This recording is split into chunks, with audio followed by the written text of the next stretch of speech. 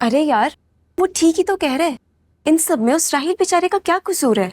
हाँ, कसूर तो मेरा है ना कि मुझे लगा कि इतना सब जानने के बाद भी उसे कुछ नहीं पता होगा।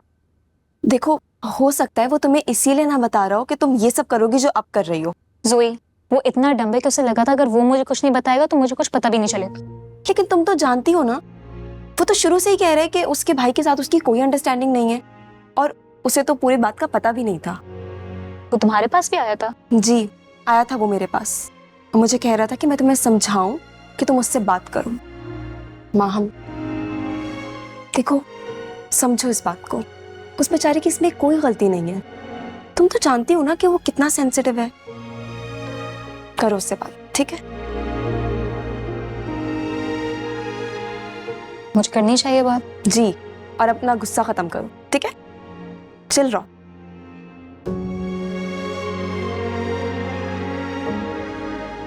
चाय पियो, पियो जाएगी मुझसे। तुम भी पियो। खैर छोड़ो, उसका यूनिवर्सिटी का बताओ। अरे बेटा फरहाद, मुझे आपसे बात करनी थी। तो मैं जानता हूँ कि नाजिश और तुम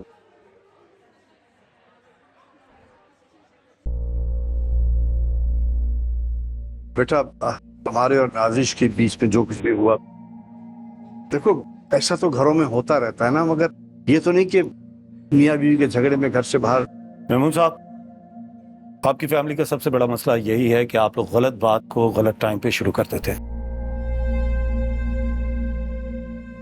मेरे लाख मना करने के बावजूद जनाब के मामले में उसने टांग अड़ाई, मुझसे बदजबानी की, और फिर अब मेरे सामने वो कोर्ट में आके खड़ी हो गई।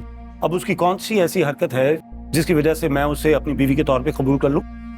मैं तो ये चाह रहा था कि तुम कम। मेमून साहब, सबसे पहली चीज तो ये कि मैं अदालत में खड़े होकर अपने पर्सनल मैटर्स को आपके साथ डिस्कस नहीं करना चाहता, और मेरा मशवरा यह है कि आपके लिए बेहतर यही होगा कि आप, जब तक ये केस चल रहा है, आपकी फैमिली का कोई भी मेंबर मुझसे राब्ता ना करे।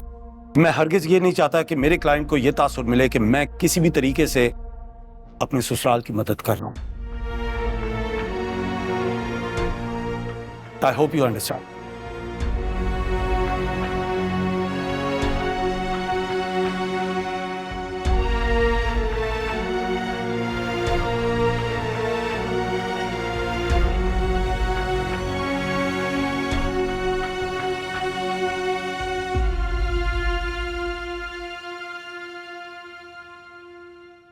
खुदा का वास्ता है, ऐसा मत कीजिए।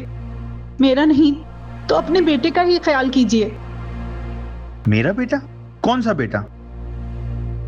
तुम्हारे पास क्या सबूत है कि ये मेरा ही बेटा है? शर्म आनी चाहिए आपको ऐसी बात करते हुए।